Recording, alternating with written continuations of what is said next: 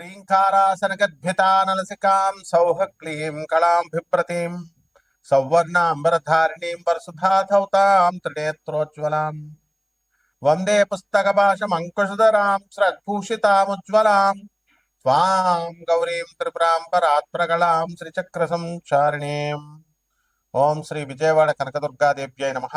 దుర్గామల్లీశ్వరాభ్యాం నమః.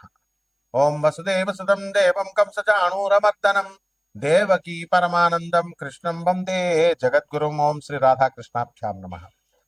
మనందరికీ కూడా ప్రేక్షకులకి, ఫాలోయర్స్కి, మన ఛానల్ని ఆదరించినటువంటి వాళ్ళకి, మన అభిమానులందరికీ కూడా ముఖ్యంగా నూతన సంవత్సర శుభాకాంక్షలు. 2026 పరాభవనామ సంవత్సరం ఫస్ట్ పాయింట్.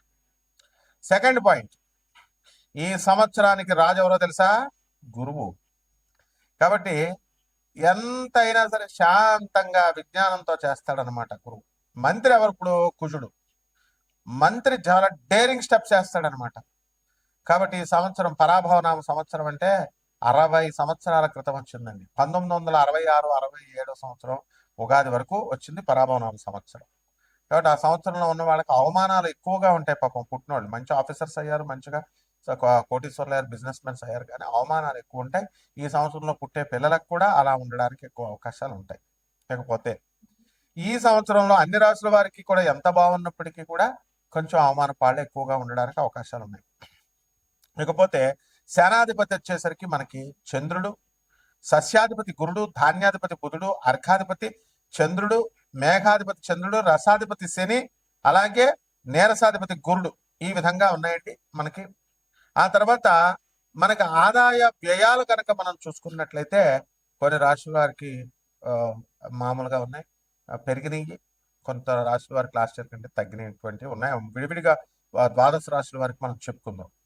అయితే ముఖ్యంగా మనకి ఈ 2026 సంవత్సరం ఉగాది నుంచి మళ్ళీ 2027 సంవత్సరం ఉగాది వచ్చేంత వరకు కూడా మనకి 12 రాశుల వారికి జాతకాలు ఏ విధంగా ఉంటాయో ముందు తెలుసుకునే ముందు గ్రహ స్థితిగతులు ప్రధానమైనటువంటివి మనం తెలుసుకోవాల్సినటువంటి అవసరం ఉంది. దాంట్లో భాగంగా రాహు నవంబర్ 25, 2026 సంవత్సరం వరకు సింహరాశిలో ఉంటాడు. అదేవిధంగా కేతు మనకి ఈ యొక్క సింహరాశిలో కేతు ఉంటాడు, రాహు కుంభరాశిలో ఉంటాడు. అలాగే ఈ యొక్క శని మనకి మీనరాశిలో ఉండడం అనేటటువంటి జరుగుతుంది.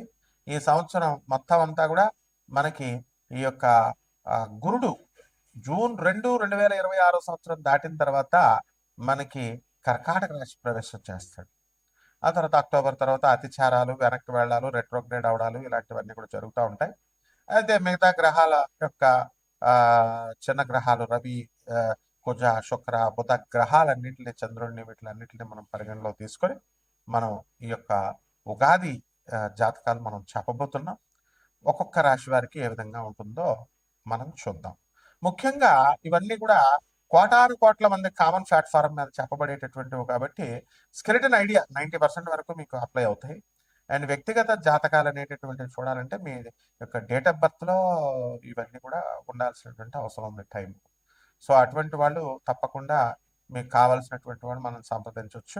మనం నాన్ కమర్షియల్ బేసిస్తో మనం చెప్పడం అనేటటువంటి జరుగుతుంది. బాగుంది అంతవరకు.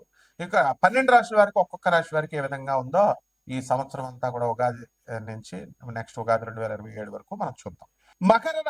మకర రాశి వాళ్ళందరూ కూడా మొగుడు పెళ్ళాలంతా కోర్టులు వేసుకున్నారు. మీ కాపురాలన్నీ కూడా కోర్టులు, ప్రజా సంఘాల మధ్య పెట్టుకున్నారు.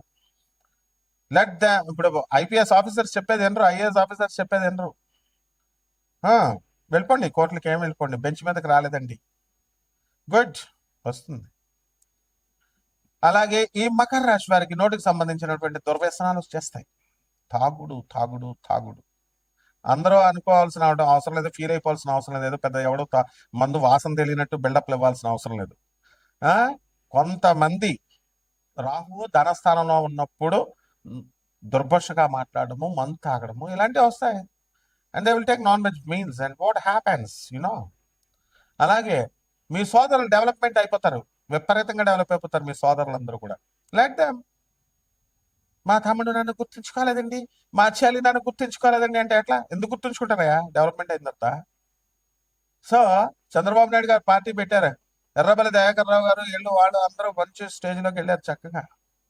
చంద్రబాబు నాయుడు గారు అలా అనుకున్నారా? లేకపోతే ఎన్టీఆర్ అనుకున్నాడా? Everyone should get development. So మీ సోదరులు డెవలప్ అయిపోతారు, బీ హ్యాపీ. ఆ తర్వాత ఈ మకర రాశి వాళ్ళందరూ కూడా రైతులు బ్రహ్మాండంగా సంపాదిస్తారు. దత్తాత్రేయ దత్తు అని ఉన్నాడు, ఎన్డీఏ మీడియా డెవలప్ చేశాడు, కోట్లు సంపాదించాడు, కోట్లు. Is not coming to the channel, sitting beside his wife always 24/7. మంచిదే, పోనీ పెళ్ళం పక్కన ఉంటున్నాడు ఏదో రకంగా. అట్లా చక్కగా మనకి పరిణతి అనేటటువంటిది, డెవలప్మెంట్ అనేటటువంటిది ఉంటుంది. మకర రాశి వాళ్ళు భార్య చెప్పినట్టు వినండి దయచేసి. నేను చెప్తున్నాను, ఐపీఎస్ ఆఫీసర్లు చెప్తున్నారు, లాయర్లు చెప్తున్నారు, ల్యాండ్ కౌన్సిల్స్ జడ్జెస్ చెప్తున్నారు, ఆనరబుల్ జడ్జెస్ వినండి, చదువుకున్న వాళ్ళు చెప్పేది వినండి. ఇక విద్యార్థుల దగ్గరికి వద్దాం. షష్ఠ స్థితిగతుడైనటువంటి గురుడు మీకు చదువు ఎలా ఇస్తాడయా? రేపు జూన్ 2, 2026 సంవత్సరం వరకు విద్యార్థులు డల్గా ఉంటారు. ఆ తర్వాత బ్రహ్మాండంగా మీరు చదువుకుంటారు. ఆ తర్వాత ఈ రాశి వారందరూ కూడా రాజకీయ నాయకులు ఎవరైతే ఉన్నారో అటువంటి వాళ్ళందరికీ కూడా పోస్టుల్లోకి వస్తారు. గవర్నమెంట్, తమిళనాడు గవర్నమెంట్ చూడలేదా మీరు? 5 సంవత్సరాలే. ఎవరికైనా సరే, వాడు ఎంత పోటీగాడైనా సరే 5 సంవత్సరాలు తీసి పడేస్తారు. ఎస్ ఐఎమ్ ఛాలెంజింగ్ విజయ్ వచ్చేస్తాడు ఇప్పుడు నెక్స్ట్ సీఎం. స్టాలిన్ చెప్పండి వీళ్ళందరూ, he will come. Every 5 years they'll change. ఇదే మకర రాశి వాళ్ళు. ప్రమోషన్స్ వచ్చేస్తాయి మీ అందరికీ, మీకు రాకపోయినా మీ భర్తలకు వచ్చేస్తాయి, మీ భార్యలకు వచ్చేస్తాయి, మీ పిల్లలకి పెళ్లిళ్ళు చేసేస్తారు, అప్పులు తీర్చేస్తారు. ధనం ఎన్ని కోట్లైనా సరే don't care. Me self determination ముందు ఎవ్వడూ నిలబడలేడు మీకు. తర్వాత ఈ యొక్క రాశి వారందరూ కూడా కొన్ని పరిహారాలు చేసుకోండి. ఆల్ బిజినెసెస్, ఏమి ఇది అది లేదు, అన్ని బ్రహ్మాండంగా ఉంటాయి, సంపాదనలు పెరుగుతాయి. నేను ఒక్క వర్డ్ లో చెప్పేది అందరికీ వర్తిస్తుంది నాయన. బిజినెస్లు బాగున్నాయంటే అన్ని వ్యాపారం, ఏమంటే మా బిజినెస్ చెప్పలేదండి అని ఏం వద్దు. ఇక పరిహారాల దగ్గరికి వచ్చేసరికి రాహు చాలా తినేస్తాడు మిమ్మల్ని. అంటే రాహు జపం చేసుకోండి, రాహు స్తోత్రాలు చదవండి. రాహు కిలోంపావు మినువులు, ఆ కాలం పోయిందయా బాబు. బస్తా మినువులు ఇవ్వండి.